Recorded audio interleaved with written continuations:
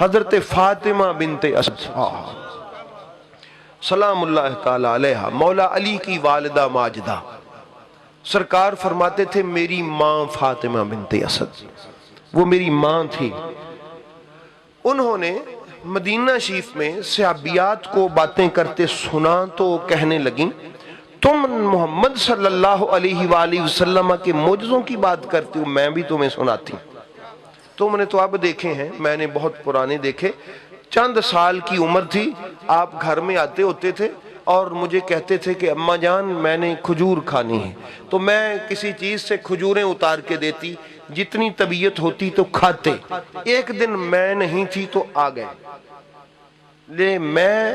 لیکن وہ منظر میں نے دیکھا کہ جب میں آئی تو آپ کھجور سے فرما رہے تھے، میری امی گھر نہیں ہے۔ قربان میں اس ماں کو جس کو میرے نبی نے امی کہا۔ کیا شان ہے حضرت مولا علی کی پاک ماں کی۔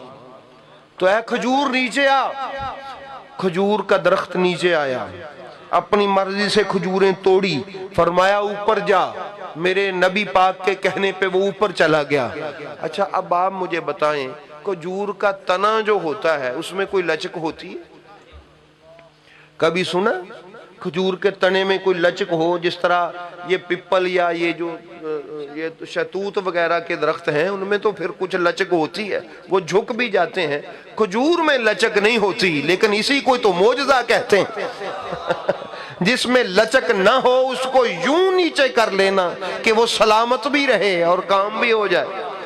تو یہ تھا، اس لیے احباب گرامی آپ نے جب ان کا وصال ہوا سیدہ فاطمہ بنت اسد کا، مولا علی علیہ السلام روتے روتے ہوئے آئے، عرض کی یا رسول اللہ میری امی جان وصال فرما گئی۔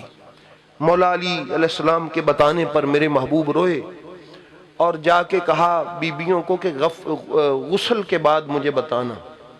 غسل دیا، اپنی قمیض اتاری اور اپنی ماں کو پہنائی، یعنی مولا علی کی والدہ ہے، تھی تو سرکار کی چچی لیکن آپ کہا کرتے تھے یہ میری ماں ہے، یہ میری ماں ہے، اس لیے قمیض پہنائی اور پھر جنازہ خود اٹھا کے لے گئے اور پھر ان کی قبر میں لیٹے، کچھ پڑھتے رہے، اس کے بعد اٹھے اور پھر قبر پہ بیٹھ کے روتے رہے۔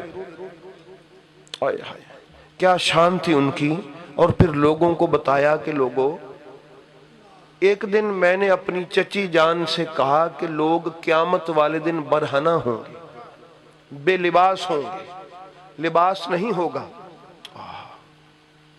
حالانکہ ہمیں کوئی کہے، ہماری ماں کو کہے، اس معاشرے میں کہے، وہ کہیں گے سارے ہی ایسے ہوں گے تو ہم بھی ہو جائیں گے، لیکن وہ علی کی ماں تھی، نبی کی ماں تھی، حیا کی کان تھی، رونے لگی کہ یا رسول اللہ اے پاک محمد کیا وہاں بے لباس ہوتا ہے؟ کتنی رسوائی کی بات ہے، یہ تو میں بڑی پریشان ہو گئی ہوں بات سن کے۔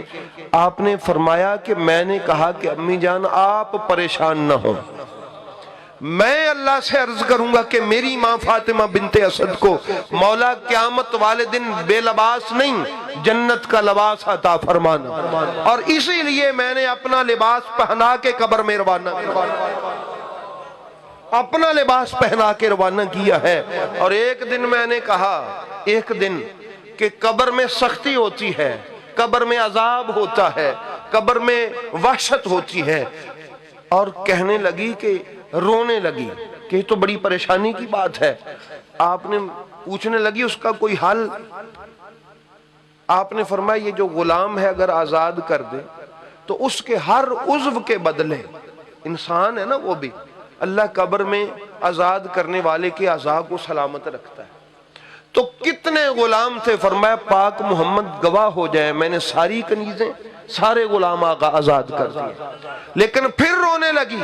میں نے عرض کیا امی فاطمہ آپ گھبرائیں نہیں، میں ہوں، اس لیے اپنی ماں فاطمہ بنت اسد کی تسکین کے لیے میں ان کی قبر میں لیٹا رہا، ان کے لیے دعا مانگتا رہا، اللہ میری ماں فاطمہ کی قبر پر رحمت فرمائے۔